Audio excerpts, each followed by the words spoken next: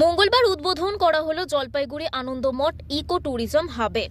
মনোরম প্রাকৃতিক পরিবেশে তিস্তা পাড়ে অত্যাধুনিক সুযোগ সুবিধা যুক্ত এই লজগুলিতে খুবই অল্প খরচে সমস্ত রকমের সুবিধা থাকছে সব রকম স্থানীয় খাবার দাবারের ব্যবস্থা।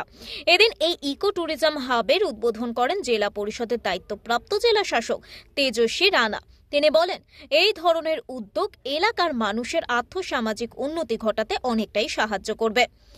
কি এটাকে সেন্টার, এটাকে হাব হিসাবে ধরে আর তারপরে এটার অ্যারাউন্ড অনেক অ্যাক্টিভিটিসগুলো ডেভেলপ করে, যেরকম ফিশিং হলো, আপনি বললেন অনেক স্টলসগুলো বসে, এই জন্যই এই প্রজেক্ট করা হয়েছে। আর আশা করছি কি 1-2 বছর পর আমরা এরকম অনেক অ্যাক্টিভিটিস।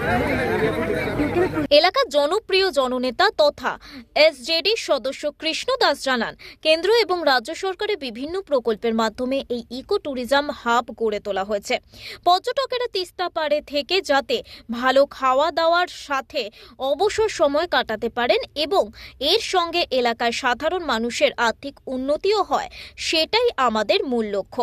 খাওয়ার ব্যবস্থা করব লোকাল সবকিছু দিয়ে, মানে নিরামিষ আমিষ দুটাই। যেমন কেউ যদি মনে করে যে নিরামিষ সেই জায়গায় খাবে আর কি, সেখানে আমরা যেসব জিনিস ব্যবহার করব সেটা একদম অর্গানিক হবে, সেটা কোনো রাসায়নিক হবে না, একদম জৈব সারের তৈরি হবে, গোবর দিয়ে তৈরি হবে। আমাদের কাছে 250 বিঘা জমি আছে, সেই জমি থেকে চাষ হবে, সেটা আমরা খাওয়াইতে পারবো। তো লোক আজকাল এটার জন্য কিন্তু চারিদিকে ছুটে বেড়ায়, কিছু ভালো খাওয়ার, ভালো থাকার এবং স্বল্প সুলভ মূল্যে সেটা লোক আজকে ঘুরে বেড়ায়। সেটার জন্য আমরা এটা চিন্তা ভাবনা করলাম যে উত্তরবঙ্গের আমাদের যে অবস্থা, যে উত্তরবঙ্গ যে প্রাকৃতিক সৌন্দর্য আছে, এটাকে যদি আমরা গয়নাকাটি দিয়ে সুন্দর করে সাজাই, তাহলে মানুষের যেমন কর্মসংস্থান হবে। এছাড়াও এখানে সেদিন উপস্থিত ছিলেন জেলা পরিষদের সদস্য প্রণীতা দাস, জেলা পরিষদের কর্মাধ্যক্ষ তথা জেলা তৃণমূল কংগ্রেসের সভানেত্রী মহুয়া গোপ সহ জেলা প্রশাসনের উচ্চপদস্থ আধিকারিকরা। জলপাইগুড়ি থেকে উজ্জ্বল হরের রিপোর্ট, ওঙ্কার বাংলা।